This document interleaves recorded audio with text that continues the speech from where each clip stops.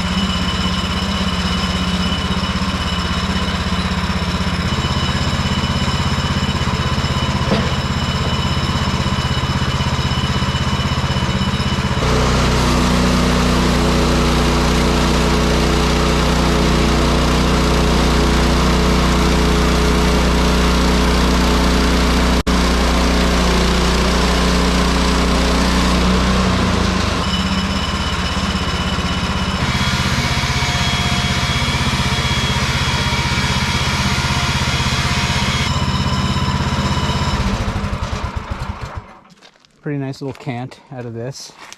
This was a piece of beetlekill that I'd had sitting for at least a year. Some white spruce.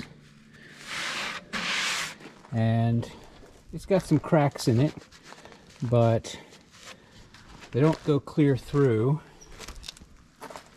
Now, this one does. That might not be the sturdiest timber. But this thing cuts really easily. So what did we end up with for our final dimensions? So we got about 7 inches by 5.5, just over 5.5. But that was the most wood I could get out of that log. Basically.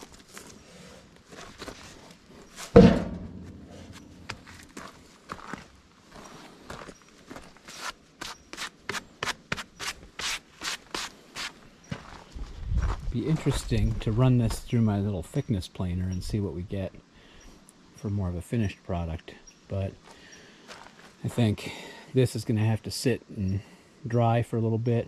I haven't decided what I'm going to use this thing for, but I wanted to go ahead and do a little milling just to take my mind off some other things today.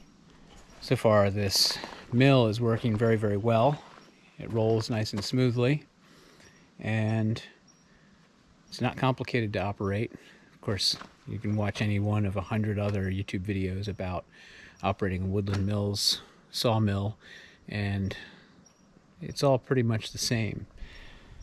There's a couple of little things I have to fix up before I can take this out on the road. This little piece down here, I have to take out that bolt which holds on the little wire sweepers for the wheel, to let this little arm slide down. These pieces are here to attach the carriage to the track. There's some holes I have to drill that go into the side of the track, and there's a pin that goes through all 4 of these corners to lock it in place to keep it from rolling. And then once you take it out on the road, you also have a big ratchet strap that you put around the track and over the mill head to hold it in place. This is only the second log I've milled on here. The other one was a little piece of birch that I had that I just wanted to make some little 1-inch slabs for shelves. That one went quite well. That was even a much shorter piece of wood. So that one's sitting and drying in my greenhouse, which I'm using for a solar kiln. This is going to get to be a bit too much of a mess for the driveway. I'm going to have to clean this up. I don't want to use the mill here permanently.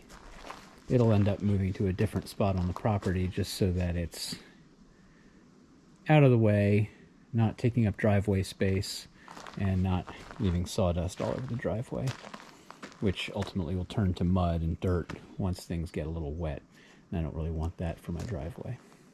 Up here in the front end of the trailer you can see the log ramps. I haven't used these yet because they go on this side of the trailer, and right now we're parked next to the shelter logic that I finally got finished, so can't really use the log ramps there right now. They need to go on this side of the trailer because the winch goes in one of these log stop holders, and you pull the logs up the ramp and over onto the bunks.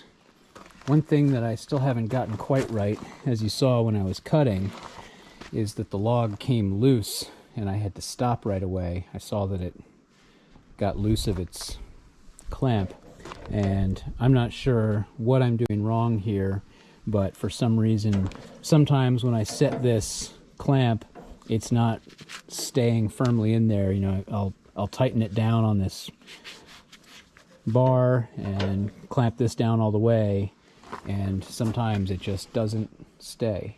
So that's something I'm going to have to fool around with and see if there's some technique that I am doing incorrectly. Well, thanks for watching. That's about all the time I have for today on this project. But if you like these sawmill videos and you want to see more of them, go ahead and hit that like button. I am really, really happy to be finally getting this thing underway and making some use out of it. I'll be doing quite a lot more milling. I have a big stack of logs to get through and a lot of lumber I need to make for some upcoming projects. So thanks for watching, and we'll see you in the next video.